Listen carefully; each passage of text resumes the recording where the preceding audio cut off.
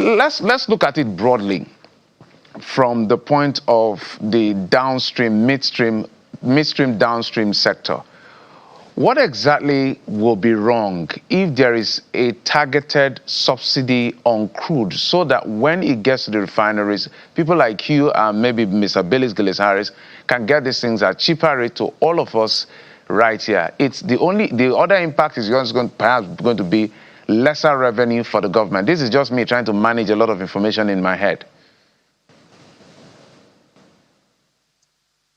Okay, thank you. Good morning and good morning, viewers.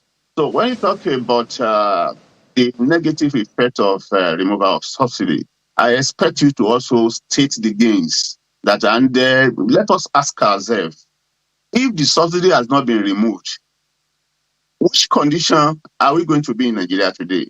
Those are questions that we need to be honest with, and we have to say the truth, because removing the subsidy, we all know that all the three main presidential candidates in the build-up of 2022-2023 election, they all acceded to it that they are going to remove subsidy, and subsidy was scam and the rest. And you and I know that truly subsidy was scam. A lot of people benefited. But now that the subsidy is removed, so it's now, the benefit is now going to so many people in terms of education, in terms of road infrastructure, and so many, and you can count on like that. And what I expect people to understand is that when you are trying to restructure a country, you cannot do it in 1, 2, 3 years. Let us be honest with ourselves. Even our small-scale businesses, you run into troubled water, and you want to restructure your business, you cannot tell me that we can get it out of it in 1 year, in 2 years or 3 years, as the case may be. So for me, it is a right thing in the right direction, which the government are taking. All we need to do is to exercise patience. And when you want to do things, it has to be holistic. It can't be partial. For me, as far as I believe, it cannot be partial. Let us persevere. We are going to get to the end of it. That's just my own basic advice for masses and for all of us that understand the importance of restructuring Nigeria, because where Nigeria was heading to, honestly, between you and I, where Nigeria was heading to, if this decision has not been taken yet, the president said it in his campaign that he was going to take tough decisions. I don't know why people are persecuting him now, because he said it, he never hid it from people. He said he was going to take the decision that is going to be tough, but at the end of the tunnel, there's going to be light. He said it. You can recap to when he was campaigning. He said it that I'm going to take a very serious decisions that is going to affect you, but I know that at the end of the tunnel. Mr. Tajuddin, before I yield to my colleagues, so that we don't fall into aggregation bias, I was very clear on the macro gains.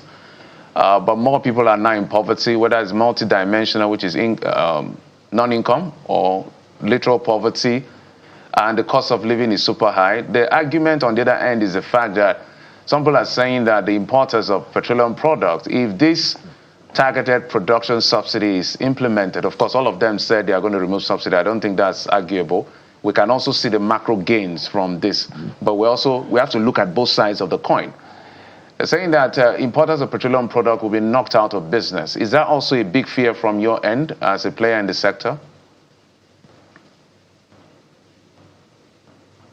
No. There's nothing to fear about. But the only problem that we are facing in the industry is this incessant increase in the prices of petroleum products.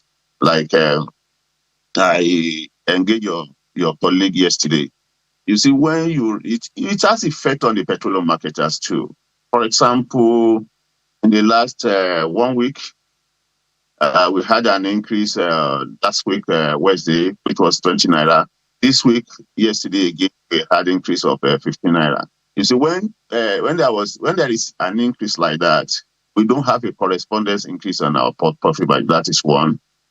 Number two, you have to go about looking for more capital to do your business when it is increased. And also, one thing that we marketers don't like is when you continue to change your price from one time to the other, you see, you have to call your engineers to come and change the pump price. In fact,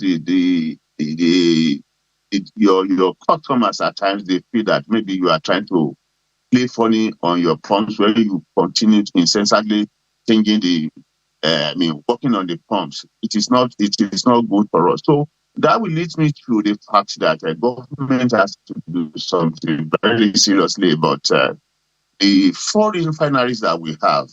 Because when you have just one or two people having refinery, that is not too good for a competitive economy.